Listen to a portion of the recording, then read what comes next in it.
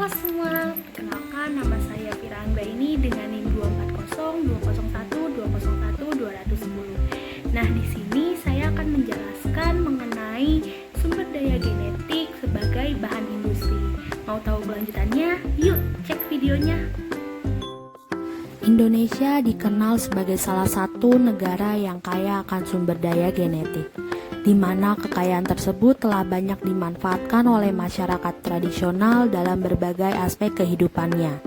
Sumber daya genetik merupakan salah satu bagian dari sumber daya hayati, di mana sumber daya genetik mempunyai peran yang penting sebagai fondasi yang nantinya akan menjamin keberlangsungan hidup manusia. Keanekaragaman hayati dan sumber daya genetik yang dimiliki Indonesia selain menjadi potensi yang luar biasa untuk mensejahterakan masyarakat, juga menjadi menarik bagi negara-negara yang tidak memiliki sumber daya tetapi memiliki teknologi untuk dapat memanfaatkannya. Hal ini menjadi tantangan dan ancaman bagi negara kita apabila tidak mampu mengelolanya dengan baik. Oleh karena itu, potensi keragaman genetik Indonesia harus dijaga dan dicegah agar tidak beralih kepada pihak asing.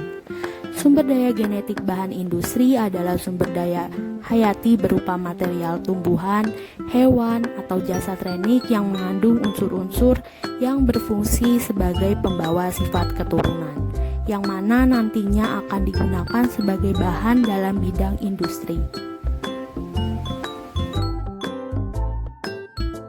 Keanekaragaman sumber daya genetik merupakan tumpuan hidup manusia, karena setiap orang membutuhkannya untuk menopang kehidupan, seperti misalnya sebagai sumber pangan, pakan, bahan baku industri, farmasi, maupun obat-obatan. Potensi sumber daya genetik sebagai bahan industri yaitu pada industri makanan dan minuman. Adapun potensi lainnya yaitu di bidang industri kosmetik, di mana pada bidang ini menggunakan hewan seperti siput yang dapat dijadikan masker dan beberapa tanaman yang dijadikan berbagai produk kecantikan seperti lidah buaya, bunga mawar, bengkuang, dan lain sebagainya.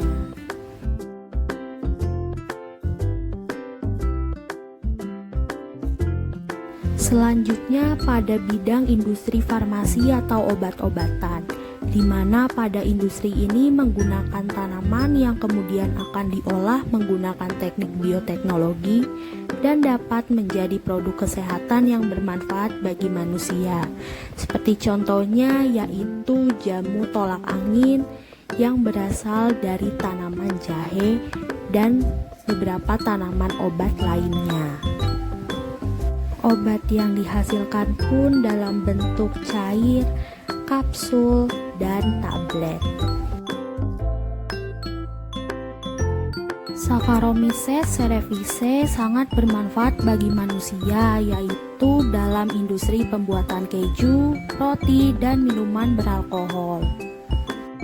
Saccharomyces cerevisiae toleran terhadap kadar etanol yang tinggi, mampu hidup pada temperatur tinggi, dan stabil selama kondisi fermentasi, juga dapat bertahan hidup pada pH yang rendah. Saccharomyces cerevisiae telah lama digunakan dalam industri alkohol karena dapat melakukan fermentasi glukosa menjadi etanol. Mikroorganisme ini mampu mengkonversi gula menjadi etanol dengan kemampuan konversi yang baik. Produk metabolit utama yang dihasilkan yaitu etanol, CO2, dan air. BBM merupakan sumber energi utama di Indonesia. Jumlah konsumsi BBM yang semakin meningkat disebabkan oleh tingginya populasi manusia dan pembangunan industri yang sangat pesat. Oleh karena itu, perlu adanya upaya untuk mengatasi hal tersebut dengan pengembangan energi alternatif. Salah satunya adalah bioetanol.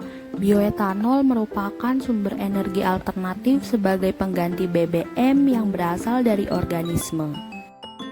Bioetanol bermanfaat sebagai energi alternatif ramah lingkungan karena bioetanol menghasilkan pembakaran yang sempurna dibandingkan dengan mesin. Bioetanol juga dapat menurunkan tingkat emisi karbon dan pencemaran udara sehingga tidak terjadi rumah kaca. Bioetanol juga dapat mengurangi konsumsi bahan bakar utama secara terus-menerus. Produksi bioetanol dari tanaman yang mengandung padi atau karbohidrat dilakukan melalui proses konversi karbohidrat menjadi gula glukosa.